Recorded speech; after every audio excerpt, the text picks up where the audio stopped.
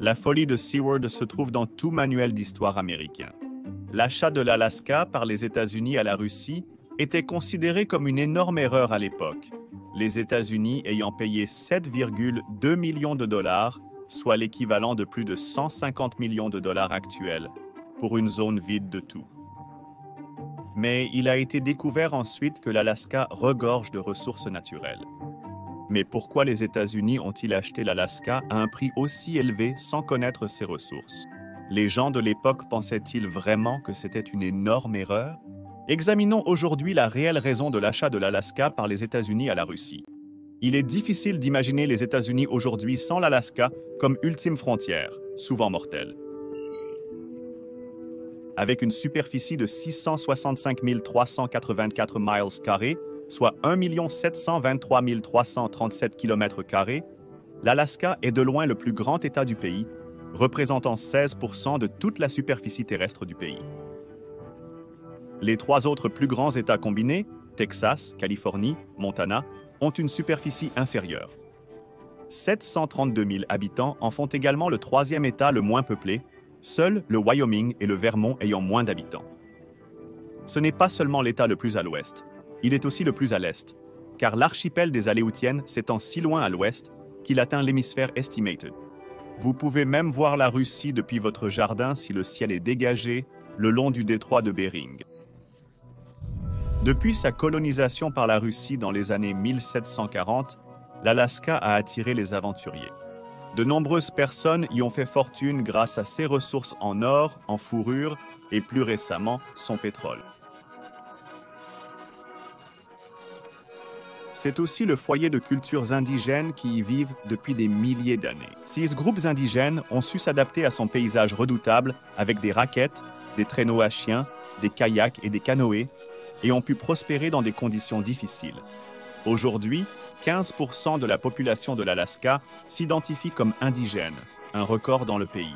L'Alaska fait face à la Russie à travers le détroit de Bering, 55 miles les séparant au point le plus étroit. Durant la dernière ère glaciaire, l'Alaska et l'Eurasie étaient supposément reliés par la Terre. Le pont terrestre de Bering, appelé aussi Beringie, ce passage a servi de point d'entrée pour des groupes de chasseurs-cueilleurs venus peupler les Amériques. Ils se sont dispersés, certains allant vers le sud où ils devinrent les ancêtres des Indiens d'Amérique. Pendant la dernière ère glaciaire, le niveau de la mer a baissé jusqu'à 300 pieds, soit 91 mètres, exposant des terres qui sont maintenant sous l'eau et reliant des endroits qui sont séparés aujourd'hui. L'Australie était reliée à la Nouvelle-Guinée, le Royaume-Uni et l'Irlande étaient reliés à l'Europe continentale par une zone connue sous le nom de Doggerland. Certaines zones de l'Indonésie étaient reliées à l'Asie continentale. La dernière ère glaciaire a duré jusqu'à 14 000 ans avant notre ère, période pendant laquelle l'Homo sapiens est apparu sur la Terre. Les calottes glaciaires ont atteint leur maximum, et le niveau de la mer son point le plus bas, pendant la période appelée le dernier maximum glaciaire, il y a environ 30 000 ans. Il y a environ 15 000 ans, la Terre a commencé à se réchauffer à nouveau. Les glaciers ont commencé à fondre, le niveau de la mer a augmenté et le pont terrestre de Bering a été submergé il y a environ 10 000 ans. Alors, à quoi ressemblait la Béringie? Le climat était plus chaud et humide que vous ne le pensez, considérant que l'Alaska vivait une ère glaciaire. Des animaux comme le rhinocéros laineux et le chameau nord-américain y vivaient. Sa flore et sa faune ressemblaient plus à celle de l'Eurasie qu'à celle de l'Amérique du Nord, car elle était isolée de l'Amérique du Nord par l'immense calotte glaciaire Laurentide. Il est estimé qu'il y a environ 20 000 ans, un couloir s'est ouvert dans la calotte glaciaire Laurentide, permettant de migrer vers le reste des Amériques. Cependant, ces chiffres changent constamment avec la découverte de nouveaux restes archéologiques. L'Alaska a été colonisé par la Russie à partir du XVIIIe siècle, mais la distance entre Moscou et la côte pacifique de l'Asie était grande. L'expansion russe en Asie a commencé sérieusement dans les années 1600. Ces premiers explorateurs russes, appelés Promoshaliniki, orphelins, étaient des marchands et des trappeurs de fourrure qui ont aidé la Russie à s'étendre vers l'Est à travers l'Eurasie, à la recherche de peaux, en particulier de zibeline. Ils pouvaient vendre en Europe et en Chine. S'ils rencontraient des peuples nomades d'Asie centrale et de Sibérie, ils échangeaient parfois avec eux des fourrures, mais souvent, ils exigeaient un tribut ou prenaient des otages, demandant des fourrures et des peaux en rançon, ce qu'ils ont fait avec les autochtones de l'Alaska. En Russie, Les Promochaliniki étaient parfois identifiés aux Cosaques, un peuple semi-nomade des Carpates.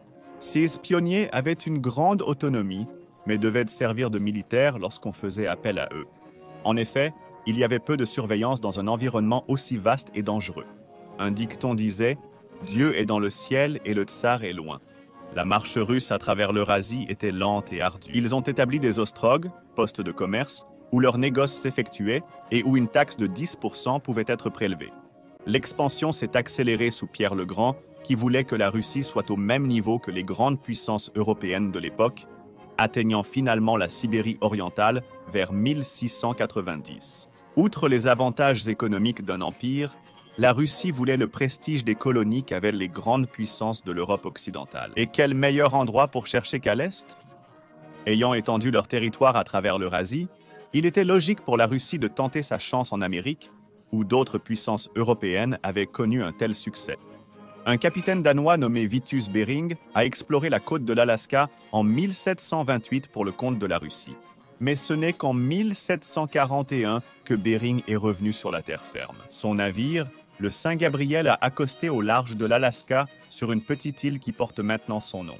Il n'a pas eu beaucoup de temps d'en profiter, car peu de temps après, le capitaine Bering et une grande partie de son équipage sont morts du scorbut et d'autres maladies. Les survivants de l'expédition ont ramené environ 800 peaux de loutre en Russie, qui sont rapidement devenues plus précieuses que la zibeline. Le climat des Aléoutiennes est étonnamment doux et les mers autour regorgent de vie. Les aventuriers sont rapidement venus à travers la mer de Bering et dans les îles Aléoutiennes à la recherche de peaux. Les Aléoutes autochtones des îles Aléoutiennes s'alimentaient grâce à la mer. Ils ont inventé le kayak et étaient des chasseurs habiles de loutres et de phoques. On pense que le nom Alaska provient en fait de la langue aléoute. Comme tant de peuples indigènes des Amériques, les Aléoutes n'étaient pas préparés pour les maladies européennes. 80% environ des Aléoutes sont morts au début de la colonisation russe, passant de 10 000 en 1741 à seulement 2 000 en 1800. Les Russes ont vu que les Aléoutes étaient des chasseurs experts et ils ont fait comme en Sibérie, prenant des otages en échange de rançons payées en fourrures et peaux. L'ampleur de la chasse exigée par la Russie a dévasté les populations de ces animaux. La Russie proposait de l'alcool et des armes à feu en échange, en plus de la rougeole et de la variole qu'elle avait déjà donnée, gratuitement. Grigory Chilikov, un marchand, a vu le potentiel d'une compagnie de commerce similaire à la Compagnie britannique des Indes orientales. En 1784, la toute nouvelle compagnie russo-américaine a établi sa première colonie permanente sur l'île de Kodiak. Cette compagnie a obtenu un monopole sur la chasse, le commerce et l'exploitation minière dans la région. Vers 1790, elle a mis fin au système de prise d'otages, le remplaçant par quelque chose qui n'était vraiment pas mieux. Les hommes aléoutes de 18 à 50 ans étaient réquisitionnés pour devenir chasseurs pour son compte. Les employés de la compagnie étaient encouragés à épouser des femmes indigènes, créant une importante population créole ayant un pied dans les deux mondes. Mais la Russie ne s'est pas limitée aux îles aléoutiennes. Elle a établi une base sur le continent en 1799, l'appelant le fort de l'Archange Michel, sur la bande côtière de l'Alaska. Un peu plus tard, le fort a été attaqué par des guerriers Tlingits, dont les arts décoratifs, y compris les totems, sont des icônes du nord-ouest américain. La compagnie a été forcée de payer une rançon pour les survivants. Les Tlingits ont tenu le fort de l'Archange pendant plus d'1 an avant l'arrivée d'une flotte russe qui a bombardé les Tlingits jusqu'à leur soumission. Cet épisode est connu comme la bataille de Sitka. Sitka, le nom indigène de la région, est devenue la capitale de la Russie américaine avec sa propre cathédrale et son évêque de l'Église orthodoxe russe. La compagnie rêvait de faire du Pacifique son domaine réservé. Autonomes, SS dirigeants ont tenté de créer des avant-postes en Californie du Nord et même dans les îles Sandwich connues aujourd'hui comme Hawaï. Mais le succès russe en Alaska a attiré la concurrence presque immédiatement.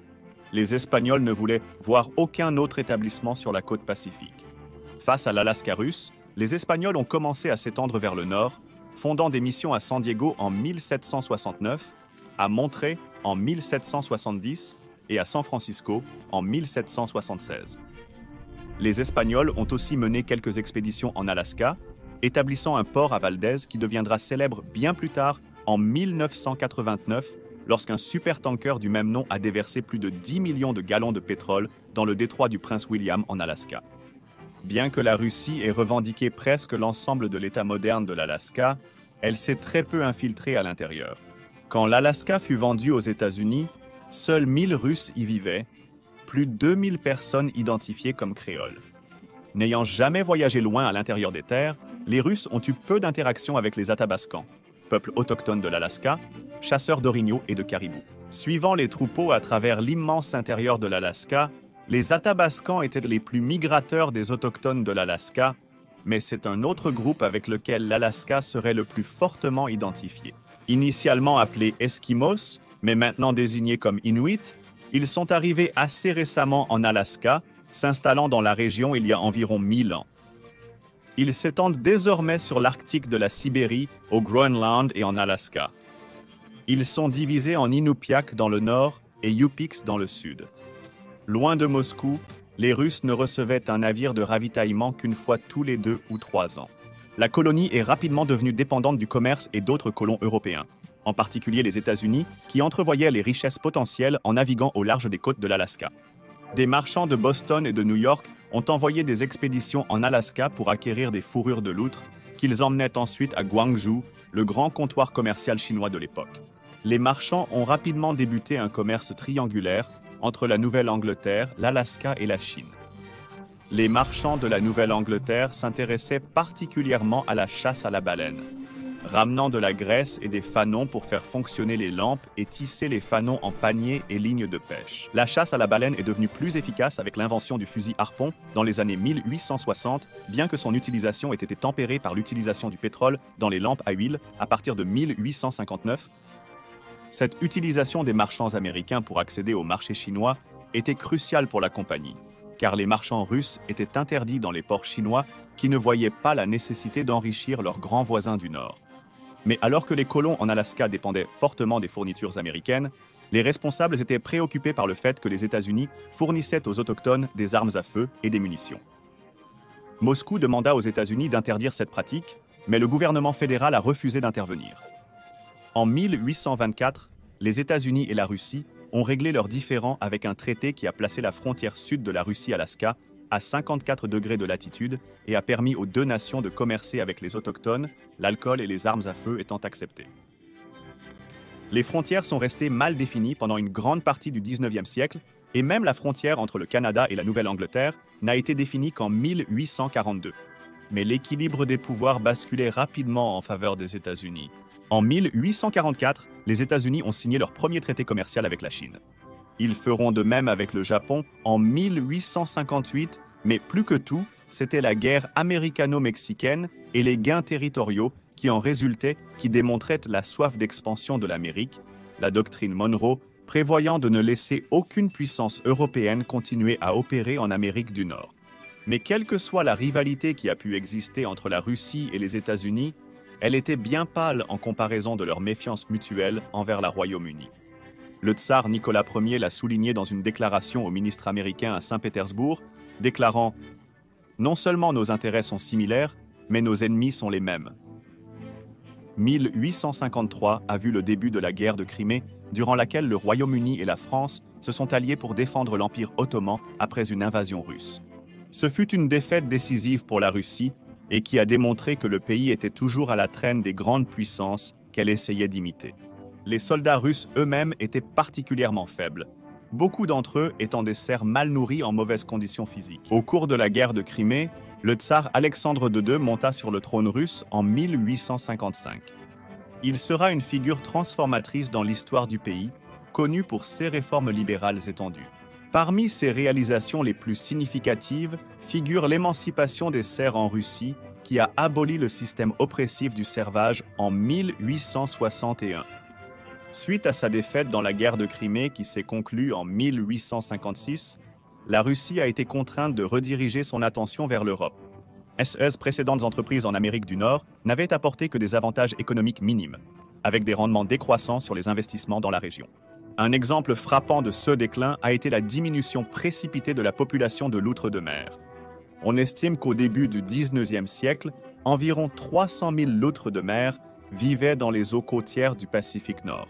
Au milieu des années 1800, leur nombre avait chuté à quelques milliers en raison de leur chasse excessive. Les perspectives réduites de la Russie en Amérique du Nord ont provoqué un réalignement stratégique, soulignant la nécessité de l'engagement et de la diplomatie dans la sphère européenne.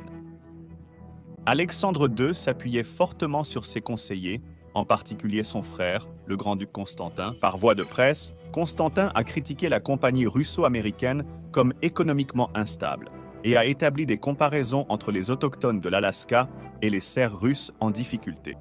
Les conseillers d'Alexandre ont alors pensé à l'idée de vendre l'Alaska.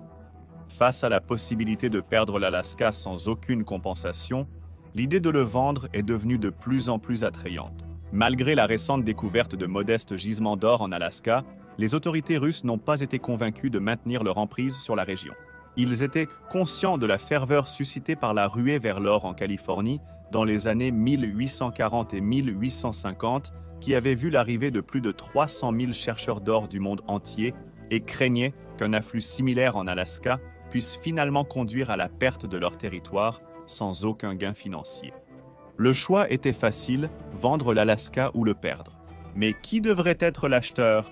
Les États-Unis étaient le choix évident. Cependant, la guerre civile en cours a laissé la nation financièrement tendue et réticente à engager des dépenses supplémentaires. Plus que tout, la Russie ne voulait pas que l'Alaska soit absorbé par le Canada britannique, car le Royaume-Uni était le principal rival de la Russie à l'époque. Le Royaume-Uni était principalement le rival de tous à cette époque. Le chaos aux États-Unis a stimulé les mouvements canadiens pour la Confédération, à savoir l'autonomie tout en restant sous la protection du Royaume-Uni. En 1866, un groupe de citoyens en Colombie-Britannique a voté pour demander la permission au gouvernement britannique de rejoindre les États-Unis. Mais le mouvement n'a jamais progressé plus loin que cela. La même année, la Chambre des représentants des États-Unis a introduit un projet de loi d'annexion qui n'a jamais été voté. L'attitude expansionniste des États-Unis a finalement poussé les provinces canadiennes vers la Confédération. En 1867, la reine Victoria a donné son assentiment à la création du Dominion du Canada, qui restait sous contrôle britannique, mais possédait une capacité significativement améliorée d'autogouvernance. Fin 1866, quelques mois avant la création du Dominion du Canada, le tsar Alexandre a reçu un rapport recommandant la vente de l'Alaska aux États-Unis.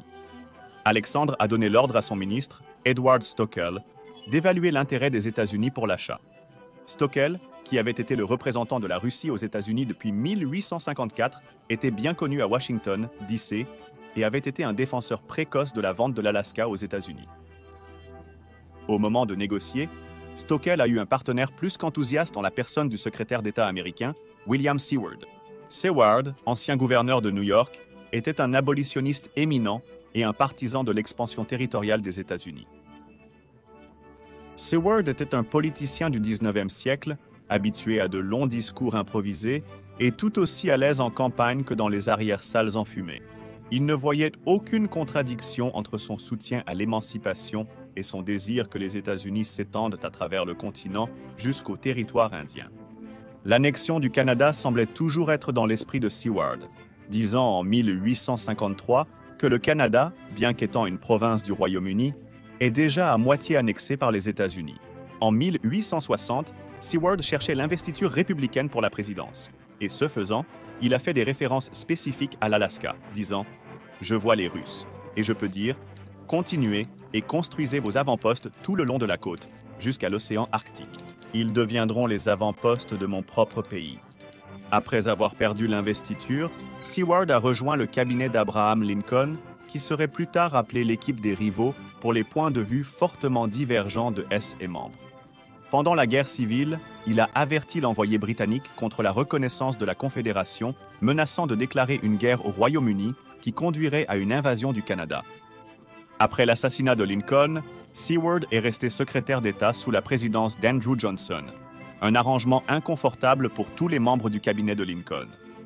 Ancien propriétaire d'esclaves, Johnson était largement considéré comme trop conciliant envers le Sud, et la négociation de la vente de l'Alaska a donné à Seward quelque chose à faire en dehors de la politique controversée de la reconstruction. Le 9 mars 1867, Stockel et Seward se sont rencontrés à Washington. Stockel avait pour ordre de n'évoquer l'idée de vendre l'Alaska qu'après que Seward ait abordé le sujet.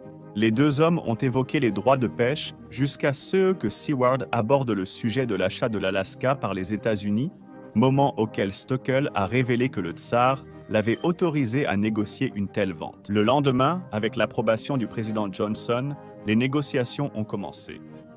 5 jours après, Seward et Stockel se sont retrouvés. Seward a insisté pour que toute vente soit gardée secrète jusqu'à sa finalisation et a soumis une offre de 5 millions de dollars. Stockel a envoyé un télégramme au tsar promettant d'obtenir un prix plus élevé de 6 millions à 6,5 millions de dollars. Seward a ensuite présenté un projet de traité offrant aux Russies 7 millions de dollars, s'attendant manifestement à ce que Stockel soit un négociateur habile. Avec quelques réserves mineures, le cabinet a unanimement approuvé la motion. Ensuite, Seward et Stockel ont réglé plus de détails, y compris les actifs restants de la compagnie russo-américaine. Stockel a réussi à porter le prix de vente à 6,5 millions de dollars et après avoir accepté d'inclure les installations de la compagnie dans la vente, le prix final a été fixé à 7 millions de dollars, payable 10 mois après la signature du traité. Au dernier moment, le prix a été augmenté de 7 millions à 7,2 millions de dollars, ce qui provoqua un point de discorde lorsque la vente serait présentée au Congrès pour approbation. L'accord stipulait également que les États-Unis ne seraient pas tenus par les obligations antérieures, dissolvant ainsi la compagnie russo-américaine. Pour 7,2 millions de dollars, Seward avait acquis 140 millions d'acres, soit seulement 200 dollars par acre. Du point de vue du peuple américain, la vente semblait se matérialiser du jour au lendemain. Il avait été envisagé d'acheter l'Alaska, mais rien ne laissait présager qu'un tel accord était imminent. Dans l'imagination populaire américaine, l'achat de l'Alaska a été décrié en son temps comme la folie de Seward, une erreur monumentale. La sagesse de la décision ne fut reconnue que des décennies plus tard. Mais cette vision de l'histoire n'est pas confirmée lorsque vous consultez les journaux de l'époque. Le New York Times l'a qualifiée d'annexion importante que le peuple américain a accueillie avec joie. D'autres journaux ont spéculé que l'annexion du Canada allait sûrement suivre. Le New York Herald a exhorté le Royaume-Uni à se retirer avec grâce de ce continent, ajoutant que sa présence continue en Amérique du Nord ne peut qu'apporter des ennuis à ses colonies et une humiliation à son gouvernement. Seward a peut-être monnayé des articles de presse favorables, une pratique courante à l'époque, et ce grâce à ses origines new-yorkaises. À l'inverse, un journal publié à Philadelphie a décrit l'Alaska comme à peine digne d'être accepté comme cadeau. Parmi les autres qui s'opposaient à la vente à l'époque, on comptait Horace Greeley du New York Tribune. Ironiquement, Greeley a prononcé la phrase célèbre « Va à l'ouest, jeune homme ». Mais peut-être qu'il ne voulait pas dire aussi loin à l'ouest.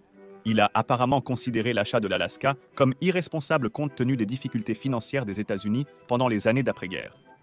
Il semble que la majorité des États-Unis ait approuvé l'acquisition de l'Alaska. Ils le voyaient comme un gisement de ressources minérales et une destination pour les pionniers.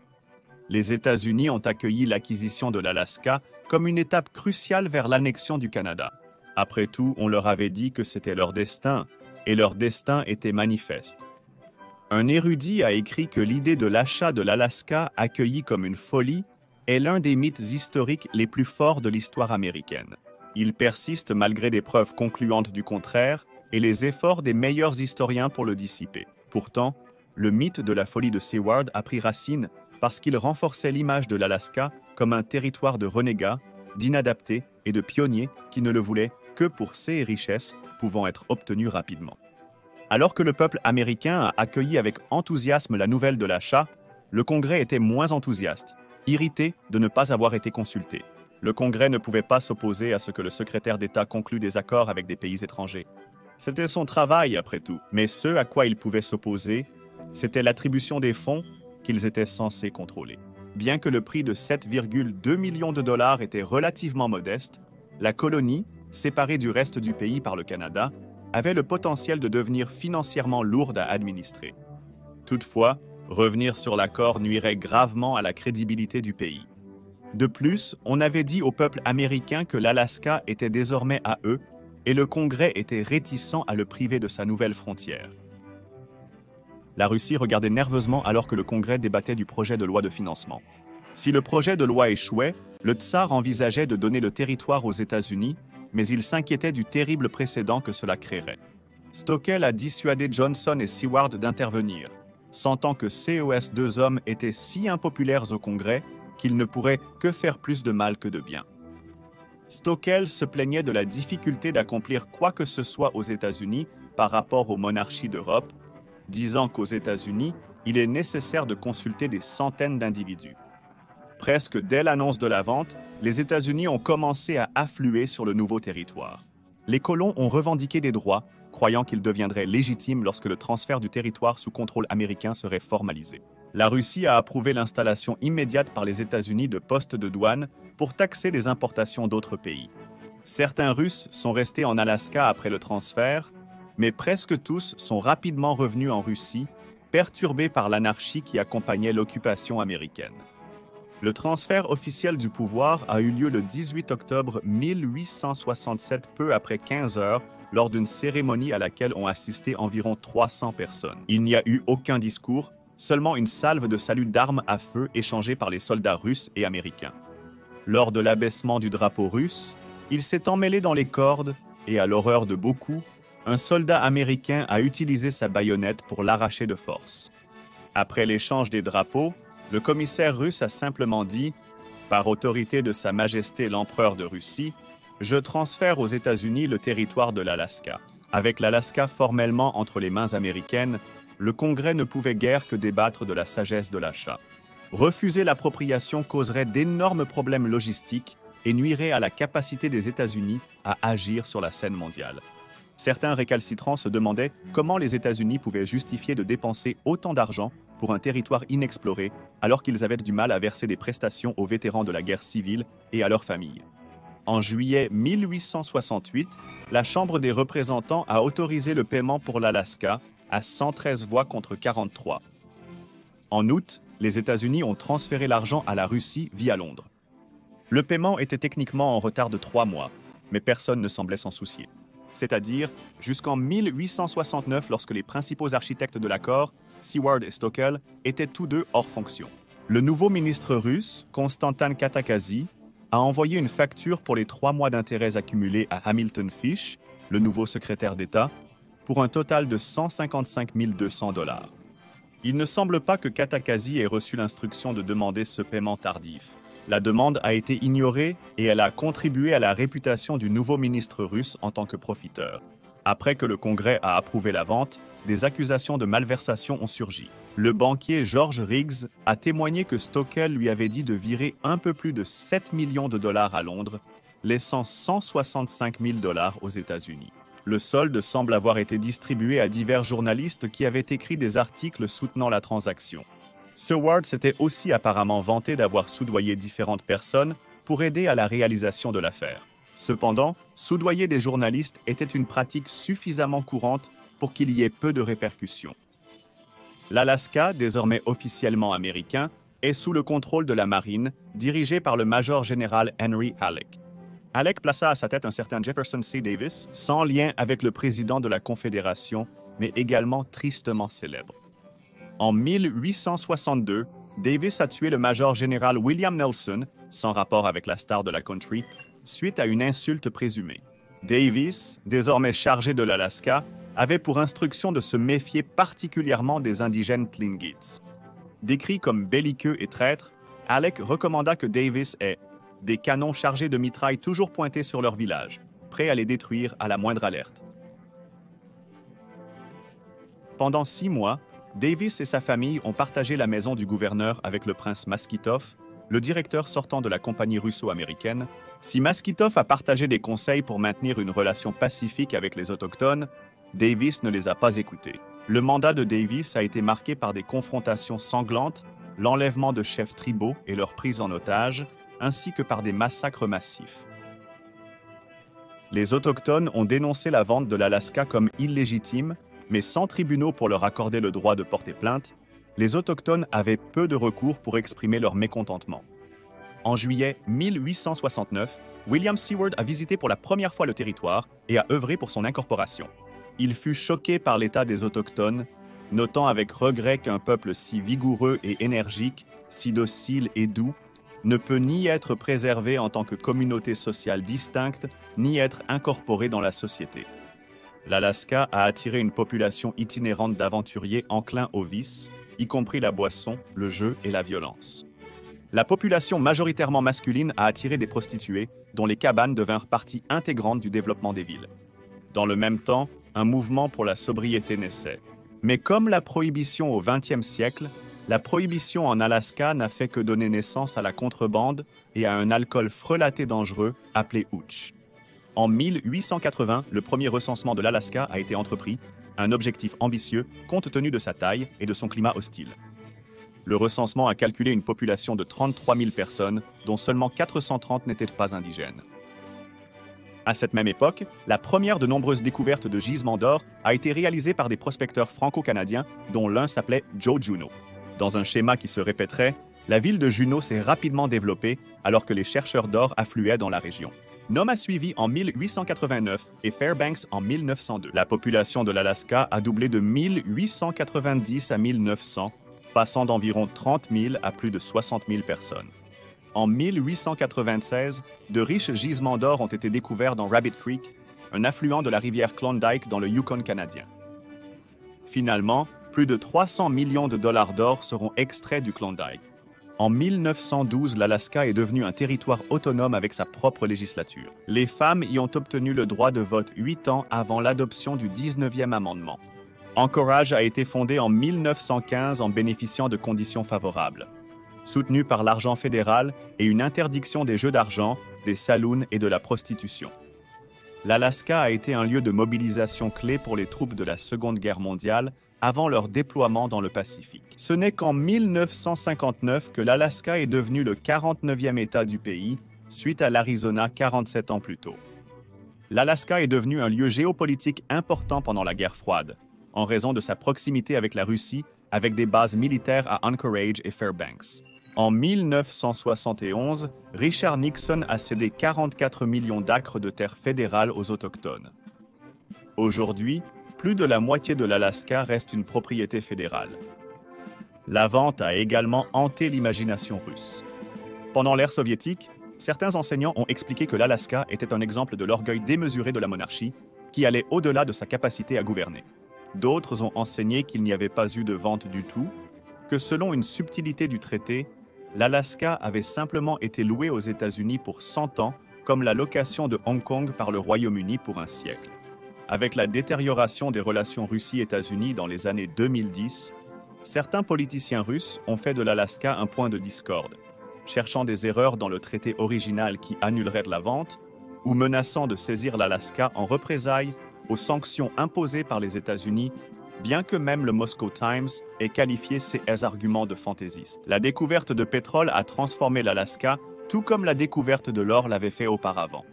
Avec l'achèvement du pipeline Trans-Alaska, l'argent du pétrole est devenu une part significative du budget de fonctionnement de l'État. 25% des revenus pétroliers sont placés dans un compte qui finance essentiellement l'État, qui n'applique aucun impôt sur le revenu personnel ni taxe de vente. Alors, d'où vient le mythe que l'achat de l'Alaska était une erreur? L'idée de la folie de Seward pourrait avoir été une création d'historiens cherchant à inventer une histoire farfelue. Peut-être devrions-nous plutôt l'appeler le pari de Seward, puisque c'était un pari qui a rapporté beaucoup d'or, de pétrole et d'autres ressources naturelles. Le plus important pour les États-Unis est que l'Alaska reste un symbole de la frontière, un endroit où les intrépides peuvent faire fortune s'ils sont assez résistants pour survivre.